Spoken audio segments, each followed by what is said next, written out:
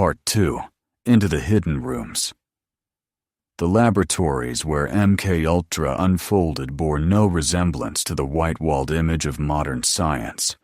Some were tucked inside university campuses, others disguised as ordinary clinics or military hospitals.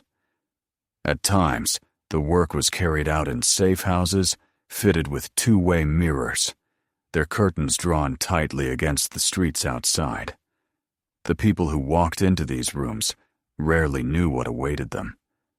A volunteer might believe he was participating in a harmless study on sleep or memory. A patient seeking psychiatric help might trust his doctor with fragile hope. Inmates in prison might believe their compliance would shorten their sentence. Few understood they were stepping into a government experiment where consent was irrelevant and outcome secondary to observation. LSD was slipped into drinks, cigarettes, and food. Entire conversations were monitored as men and women, suddenly thrust into a hallucinatory world, lost grip on reality. In some cases, test subjects were restrained while dosed, their reactions recorded with cold precision. In others, the drug was administered daily, stretching over weeks, until the mind itself seemed to dissolve into fragments. At McGill University in Montreal, the Scottish psychiatrist Dr. Ewan Cameron carried out some of the most notorious MKUltra sub-projects. His method, which he termed psychic driving, aimed not simply to study behavior, but to obliterate and reconstruct it. Patients came to him seeking relief from depression, anxiety, or trauma. What they received was sedation, with massive doses of barbiturates, electroconvulsive shocks administered at 30 to 40 times the usual intensity, and recordings played endlessly while they lay half-conscious in hospital beds. Phrases repeated thousands of times were meant to reshape identity, implant obedience, and break resistance. The results were devastating. Many patients emerged unable to recognize their families, their memories erased to the level of infancy. Some could no longer feed themselves, control their bodily functions, or recall who they had been. The CIA's money flowed to Cameron because his experiments aligned perfectly with Gottlieb's philosophy, to wipe the slate clean. Another sub-project operated under the codename Midnight Climax.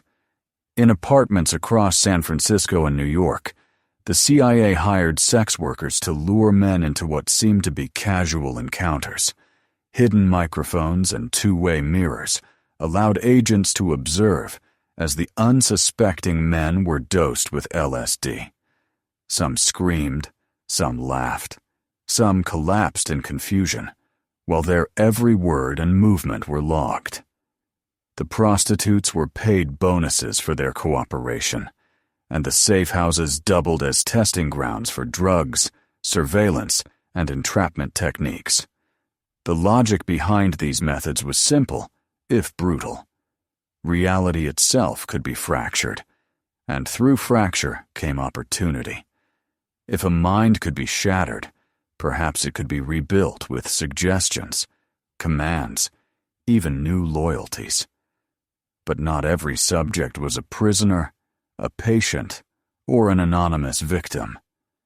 Sometimes the experiments touched the very people running them. Part 3.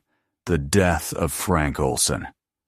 In November 1953, Frank Olson, a U.S. Army scientist specializing in biological warfare, attended a retreat with colleagues. Unbeknownst to him, Sidney Gottlieb had ordered that his drink be dosed with LSD. Olson's behavior afterward changed drastically. He became anxious, paranoid, and withdrawn. He told friends he had made a mistake joining the program, hinting at moral conflict over what he had seen. Days later, Olson plunged to his death from the window of the Hotel Statler in New York City. The official report labeled it suicide. The CIA later admitted he had been given LSD without his knowledge, but insisted this was unrelated to his death. His family, however, never accepted the explanation. Decades later, when his body was exhumed, forensic analysis suggested he may have been struck on the head before falling, raising the possibility that he was silenced. Olson's story encapsulated the shadowy world of MKUltra: secrecy, manipulation, and a trail of ruined lives concealed behind official denials. His death also revealed how fragile the line was between experimenter and subject. Even those inside the system were not safe. Part 4: Expanding the Machinery. The scope of MKUltra grew with astonishing speed. More than 80 institutions became entangled universities, hospitals, prisons, even pharmaceutical companies, often unaware of the CIA's hand guiding the research. Money was funneled through front organizations and foundations, masking the true source of funding. Experiments ranged from the grotesque to the absurd. In some cases, subjects were kept awake for days, then bombarded with drugs. In others, they were confined in sensory deprivation tanks until their sense of time and self dissolved. There were tests involving hypnosis, where subjects were coaxed into believing false memories or carrying out minor instructions. There were studies of electroshock, radio waves, and chemical cocktails designed to erase inhibitions. One project, known as Artichoke, preceded and overlapped with MKUltra.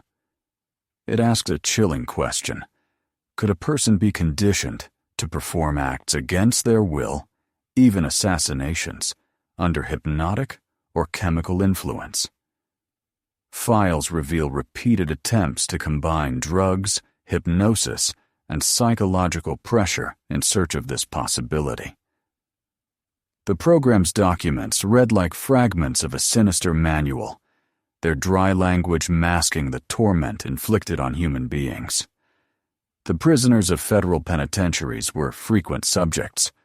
Promises of lighter sentences or special privileges lured them into compliance, but the rewards were illusory. Inmates were dosed repeatedly. Some left in states of permanent confusion. The mentally ill were also prime targets.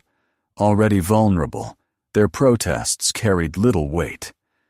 Parents sent children to hospitals in hope of treatment, never knowing that behind closed doors, their sons and daughters were being used to test chemical and psychological manipulations that would leave scars for life. Part 5: Collapse and Cover-Up. By the late 1960s, the tide was turning. Public attitudes toward authority were shifting, and the Vietnam War had eroded trust in government institutions. Inside the CIA, questions about the legality and morality of MKUltra began to surface, though few dared to confront Gottlieb directly. In 1973, as the Watergate scandal unfolded, CIA Director Richard Helms issued a directive. All files related to MKUltra were to be destroyed. In a single order, decades of evidence reports, data, and records of countless experiments were reduced to ashes. Only a fraction survived, hidden in financial archives overlooked by accident. When congressional investigations in the mid-1970s, particularly the Church Committee, pried into the intelligence agencies, MKUltra's existence finally came to light. Survivors came forward, families demanded accountability, and the public learned of experiments that had once been whispered rumors.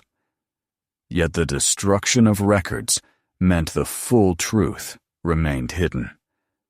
Officials testified, but their words were careful, rehearsed, and often evasive. Sidney Gottlieb himself retired quietly, fading into obscurity. He lived out his final years in relative peace, far from the chaos he had helped unleash. Alan Dulles never faced reckoning for his role. Ewan Cameron's work was condemned, but his name remained in psychiatric texts, and his victims struggled for recognition and compensation. For the CIA, MKUltra was written off as an unfortunate but necessary defense against Soviet threats. Yet the scale of its impact could never be measured. The erased memories, broken minds, and silenced voices left no clean ledger. Part 6: The Shadow That Remains. According to official records, MKUltra ended in the 1960s, but the legacy of secrecy invites doubt. If documents were destroyed, if testimony was evasive, if countless projects operated under dozens of names, how can anyone say with certainty that the research ended? Some point to later programs exploring interrogation, psychological warfare, and behavioral modification as evidence that fragments survived under new titles. Others argue that modern advances in neuroscience, pharmacology, and surveillance bear echoes of questions first asked in MKUltra's corridors. For survivors and their families, closure has never arrived. Court cases were filed. Some won modest settlements. Others dismissed. Many lived their lives uncertain of what had been done to them, holding fragments of memory that never aligned. The story of MKUltra is not one of breakthroughs or discoveries. It is the story of power unchecked, of science twisted by fear, and of a government willing to sacrifice its own citizens in pursuit of control. Part 7: Closing the Circle. In hidden rooms, trust was betrayed, lives were broken, and the very concept of freedom was tested. MKUltra did not create super soldiers, nor did it unlock the secrets of the mind. What it proved, instead, was something more chilling, that in the pursuit of power, the human spirit itself could be treated as expendable. According to official records, the experiments ended long ago. Yet the files are ashes, the testimony fragmented, the truth buried. What remains is a haunting certainty that for 20 years the boundaries of human dignity were crossed in silence, and what was done once can be done again.